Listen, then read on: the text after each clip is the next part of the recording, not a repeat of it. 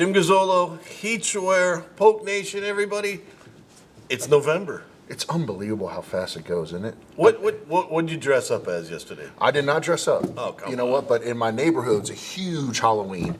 Tons of kids were there. So Hayden and I, sat outside and handed out candy for an hour or so and saw all the kids come by. It was cool. Didn't hand out any scholarships? No, I did not. But I'll tell you what, Halloween's expensive. Like, I don't. Well, it's this town. It's there are unbelievable. neighborhoods where it's very. It used to be in our neighborhood. We used to go through a lot of candy. Since the hurricanes, we haven't gone through as much. But my wife doesn't understand you can sides down. Yeah, So we have candy all over the place. Oh my goodness. Yeah, it was unbelievable. It gets expensive. Whew, no question. And then if you have young kids and you put on costumes are expensive now. No question. Did you have a favorite costume yesterday? Oh, let me see. There was a lot of them. For me to pick one would be really hard. But actually my favorite one was the parents were dressed as pirates and the little kids were dressed as pirates. It was kind of cool, kind of cute. We had the little family whole deal. We had the Stay Puft Marshmallow Man show up. So I got a kick out of him. All right, last weekend football got close. Yeah. The Walker Wood era is here. Excitement. You had excitement. It was good. I mean, listen, we played a really good team. I thought we played well. The thing that look, we all want to win. We've talked about this at length before, Jim, about the process that we're in right now of truly cleaning up and rebuilding a program that was in disarray and been a mess for a while. But the thing that I'm most impressed with is how Coach and his staff are keeping the kids positive. They go out with great energy. I think we're going to play really well the last 3 weeks of the season, and hopefully that can propel us. I'm picking you to win all three. And if we do, that'd be great because it propels us into the spring and gives us some momentum. And it was great to see Walker and back at quarterback, and that can make some plays with his legs and those things. So I mean, look, I'm just hoping we can finish strong and get into a really good recruiting season and have a great spring. I mean, the one thing I'm impressed with is the degree in which some of the young players are now playing. Mm-hmm. I go with Crajon Bennett, who true freshman, For sure. not supposed to be playing. Yeah, that's right. Supposed to be redshirting this year. Gets beat on a 33-yard fourth down touchdown pass in the first quarter. Comes back and makes his first career interception later on. That kind of growth within a game. You see what John McCall did. See what Jalen Johnson's done. That you're seeing growth, and some of these kids are getting more opportunity because the older guys haven't produced. Well, and here's the beauty, and I really respect this about Coach, but we dressed 70 kids. Yeah. 49 of them were first-time freshmen or sophomores. Yeah. Like, we are so young, but the beauty is that these kids are getting some real game-like experience, and that is going to pay dividends a year or two down the road. And I love that. I mean, like you said, you mentioned 4 or 5 names there that, are going to be in the program for the next couple of years and are getting great experience. And this is what they didn't do last year, because they're getting playing time, they're going to stay interested. You may not lose them in the portal. For sure. I think so, too. And I think that, listen, the portal's changed everything. But the one thing that, again, I really respect about Coach and his staff is that I think he brought in a really good young class with freshmen. Obviously, they're playing. But I think he's done a great job in nurturing relationships with them. Yeah. And truly, especially with the young kids in the program, he didn't pull any punches. I mean, Now he's a coach and he wants to win. And as a coach, you think you're going to win every single game or why suit up. But he's also been really, really smart in explaining the process to these young kids about where we're trying to be when they're juniors and seniors, which is going to be a hell of a lot different than where we are right now. He's, I tell people this, and I say he's a lot like you in this. When you say something in camera or say something in public, it's process. But I know off camera and with him off air and that, it kills you not to win. For sure. Because winning, that's what you get graded at. 100%. And look, listen, we are. There's a reason they keep score. We're in the production business, 100%. And look, I understand the process that we're in. And look, if we're in the same predicament in year 3 or 4, then we got a real problem. I don't see that happening. But look, I know exactly where this program was where the locker room was, what was going on in the locker room. There have been, multiple head coaches leave after a year, recruits leave, all those things. So I know where it was. We needed someone to come in and not only clean it up, but truly lay a foundation and build a program back to where we all ultimately want to be. And you can't put a Band-Aid on that. It's not a transfer portal thing. It's something that has to be truly built. Yeah. And this is the guy that I knew had the strength, and he had the charisma, but he also had the history of doing this before. And Gary's going to be just fine. And I know this show will air after the match, but volleyball, Big time. Playing for a conference championship. Hey, we're filming on Tuesday. This is a huge game. I mean, you think about what Sasha's done in year 1. Yes. And I'm really, really excited. She's playing for first place, and obviously this is going to, come off or go on air after the game or after the match. But really, really excited about what volleyball's doing. Yeah, they win tonight, and they're odds-on favorite to win the No regular question. season. Isn't that awesome?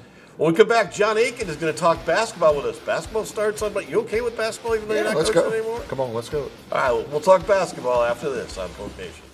Welcome back to Poke Nation. Well, basketball season's right around the corner, Coach. Time, man. Yeah, no. Well, welcome back to Poke Nation.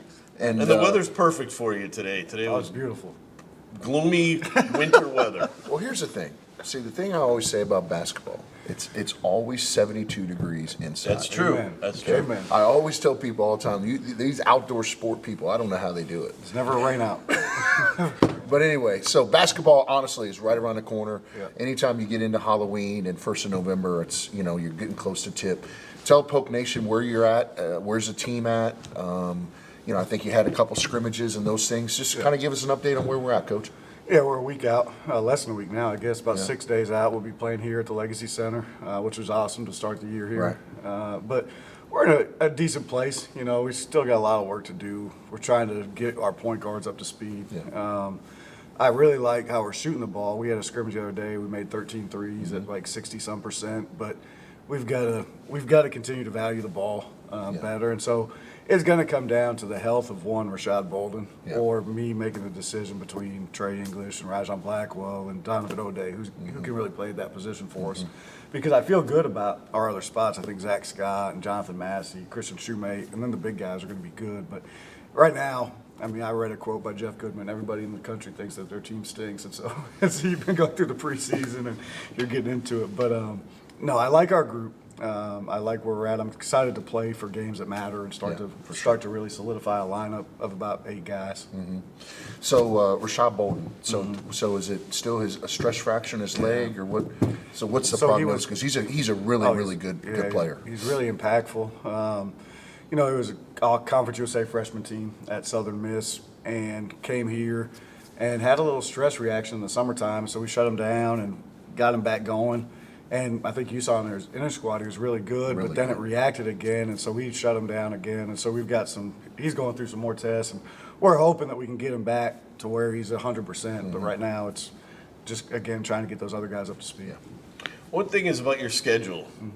You get to start at home. Yeah. In the past couple of years, you guys have not only started on the road, but started against a top 25 team. Right. What's it like to get a feel for it and to kind of show the people, because it's really hard to get a gauge on your team when you're on the road for the first month and a half almost. This time you're going to be home a lot. Right. Since some mid-majors. What do you like about that? Yeah, we get to play 4 of our first 5 at home, which is, incredibly rare. I don't know that since I've been at Division I level that's ever happened. And so to play that many home games, to be able to be in your own facility, to be in your own beds, to eat eating meals that you're used to is a big deal. I think it will give this group a chance to really gel. And we really don't leave a 5-hour radius until almost December. Right. We have to go to Tulane and to Baylor, but we don't have to get on a plane. We're going to get to really sleep in our own beds for much of the month of November, and then towards the end of the month we go up to Tennessee. But I think it will give us an opportunity to get some momentum. When I was shaping the schedule, I looked at Corpus Christi and what they did last year, and they had a very similar schedule to what we did. They started out with an MTE. I want to say it was in San Antonio, so it was right where they were. And they didn't have to go far. They got some wins. They got some momentum. People started feeling good about what's going on. And so playing at home is going to be good for us. I think we're going to have a great crowd for the first few games, and it'll get some momentum. I know people are ready for basketball, and so we're excited to to open up here. Open up Monday night. Monday night, the 7th, yep. Busy weekend for you? They're all It busy. never stops. It never stops. I'll tell you, the weekends are long, and then having a Monday game, it puts a lot You of have stress. 2 games on Monday. Right now, an 11 a.m. women's game puts a lot of stress on our staff for sure. But Coach is right. I mean, it is basketball season. People are excited, to watch our teams play. Both of our basketball teams, I think we're going to have much better years, and it's exciting. It's an exciting time. Oh, I made your mistake. Wow. How about that? No, I would never say anything on that, but But it is. It's exciting. You gotta know. You asked about the weekend. He spent 3 years in Vegas. He's the man that never sleeps. Oh, yeah. The city that never sleeps. It's the man that never sleeps. He's yeah. nonstop. Well, he's nonstop anyway. He's on every camera that gets a chance. Oh, here we go. Here we go. Well, one thing about this year's team, you've talked a lot about is what you learned from last year and how to mesh a team and how to match up instead of. Right. And you got parts now that match. Mm-hmm. Is that the biggest difference? Yeah, we got the pieces fit. Now it's putting the right pieces into the position to play. And I think, like last year, our perimeter guys didn't shoot it great. This year, I think we're really going to shoot the ball well. We had a scrimmage the other day. We were 13 for 20 from 3. And so we're really going to shoot it well. I think our big guys, like Malachi Rhodes, you're going to see is a real big guy. He's a physical dude. Mm-hmm. Ty McMillan can really play in the post, so that fits.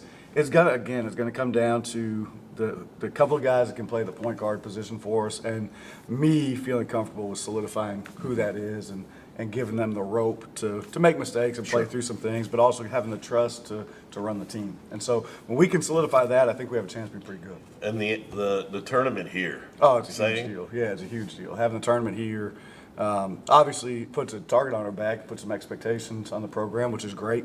It's a privilege to have that kind of opportunity, but yeah, it's unbelievable. And that's why we're doing a deal in November, honestly. Yeah. To mimic what's No going to doubt happen here about in it. March. No doubt about it. Yeah, it's a big deal for us. We're going to talk about that in a minute after this on Poke Nation.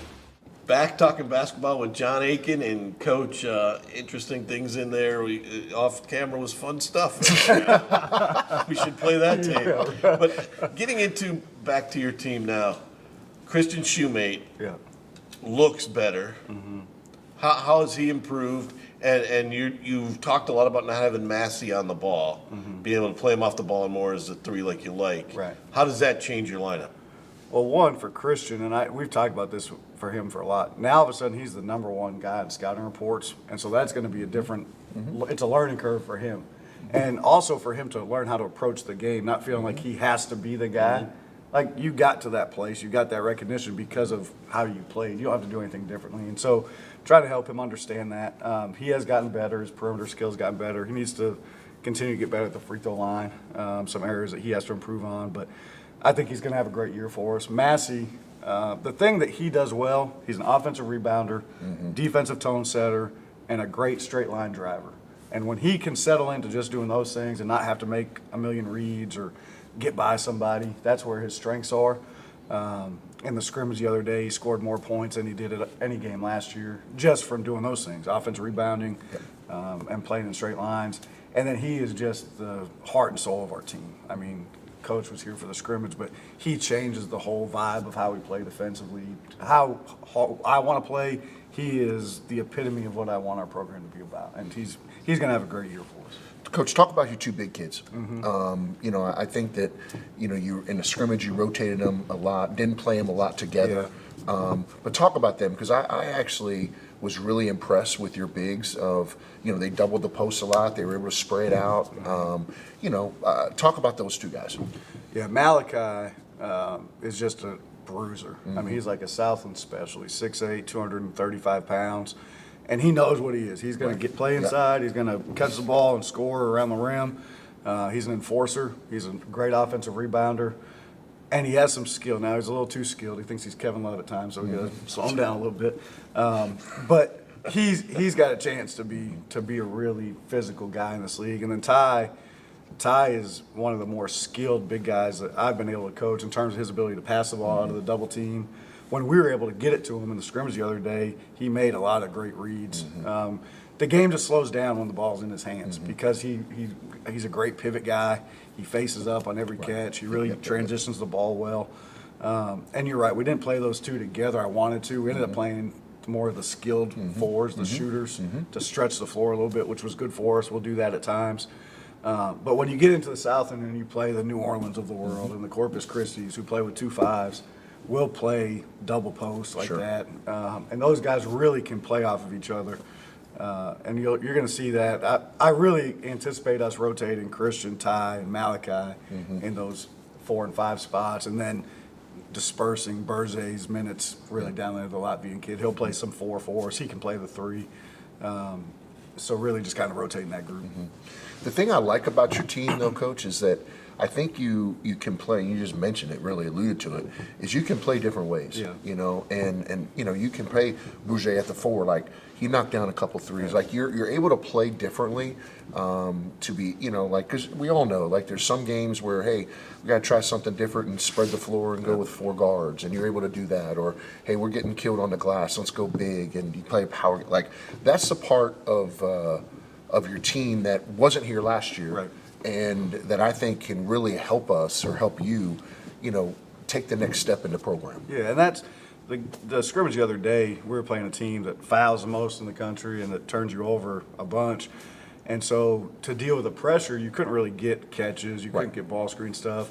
And so I ended up just putting Berze and Harwin at the 4 and just spacing them high and coming off, putting a big low and advance passing to them. And so we were able to just space the floor differently with skill. Whereas last year, they would just sit in the paint and you wouldn't have to, they would just sag. So it was good to see that. It was good to shoot the ball that well from 3 in that scrimmage. And I think we're going to. We've shot the ball well all summer and into the fall. So I think that's going to be a strength of ours. It's really, we got to just continue to get better value on the ball, especially at that point guard position. That's a huge deal. The shooting of the basketball last year, there wasn't great shooting on the perimeter, and teams really sank on your bigs inside. Yep. How important is it to open that up now and to be able to hit consistently a jump shot? It's a huge deal, and I think that's going to be one of the strengths of our team. I mean, obviously, a few years ago, when Coach had it rolling, 1920, we were making a ton of threes. Cookshausen was out there, could really shoot it. We had guys that could make shots, and it spaces the floor so differently. It's a game changer, and so that was a huge point of emphasis for us, was getting perimeter guys that could make shots. And so Rajon Blackwell can really shoot it. Zach Scott can shoot it. Berze can shoot it. John's gotten better. Harwin Francois is shooting it pretty good. Donovan O'Day can shoot it. So you've got 5 or 6 guys that I feel comfortable are going to shoot in the mid-30s to low 40s from 3. And if we can do that, the way that we're playing defensively, I thought we guarded great the other day. The way that we're going to play defensively is going to give us opportunities to get out and transition and play. And so, yeah, I mean, if we can make shots, it's going to just open the floor up, and those big guys will be really good in the high-low stuff. The ability, Jim, to make jump shots and the ability to make free throws makes you a way better coach.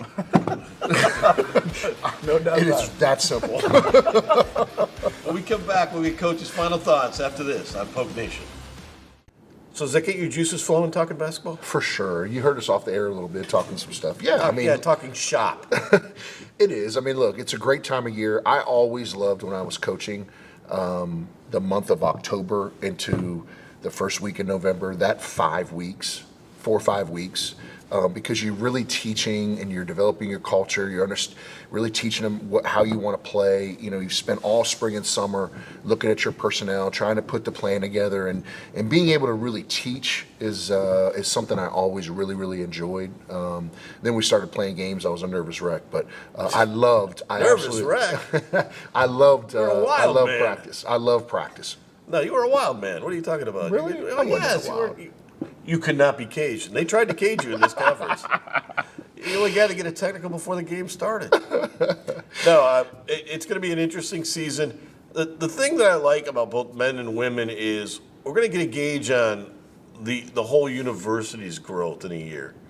Because football, okay, we're year 1. But this is now year 2 for women's basketball, year 2 with men's basketball. It's going to be kind of an interesting thing to see where they are, because the spring sports have always been pretty much leveled out. Sure. So these are the rebuildings, and let's face it, these are your coaches now in their second year. 100%. You know, I think that, you know, we talked about in the first segment, Sasha. You know, she's done an unbelievable job, and when the former coach, took a couple of the players with her and all those, and she just has kept teaching and coaching, and she's done a great job, and I look at both of the basketballs are in year 2, and, without having a facility and those things. So this is a big year for both of them. I really expect both of them to make a lot of progress, and I'm excited. I really am. I think both of them have the potential to really do some great things. And look, at the end of the day, you alluded to it with Coach Aiken. I mean, we are hosting the conference tournament, and he's right. That does put more pressure on the programs. It does put a target on your back. It also builds more excitement in the program. 100%. I mean, look. There isn't a program in the country that's in a one bid league that wouldn't say, "Hey, I'd like to host a tournament for the next 4 years." There's no university. No. There's no Division I institution in a one bid league that can say that. So, you tried selling to all the ADs last week about this place, right? They did, yeah. So we had ADs here in Lake Charles. We actually brought them to the building, walked around. I think that they were very, very. It was a very positive experience. They understand how we can host the tournament, what we can do with the suites, with this room and the Cleckley room. Look, at the end of the day, feelings are feelings and all that stuff, but there is no place in our league that has this facility in this location in this city and have these kind of amenities. There isn't. That's why you got to bring the conference here. Got to bring the conference office here. I'm just telling you. All right, who's the guest? Who's the band this week? LA Rocks. LA on Friday. Rocks. Huge cover band. They're going to be a lot of fun. They're really, really good. We're running out of time. This is one of the last two. It is one of the last two. And the Friday block parties have been so good. And you know what? Our tailgate experience has been great. Our pregame has been great. We've done a lot of things. It's going to be a rough one this week, though, at LSU, Alabama. It'd be interesting, yeah, for sure. But I will tell you that I'm excited about the things that we have put in place, some of the traditions we brought back.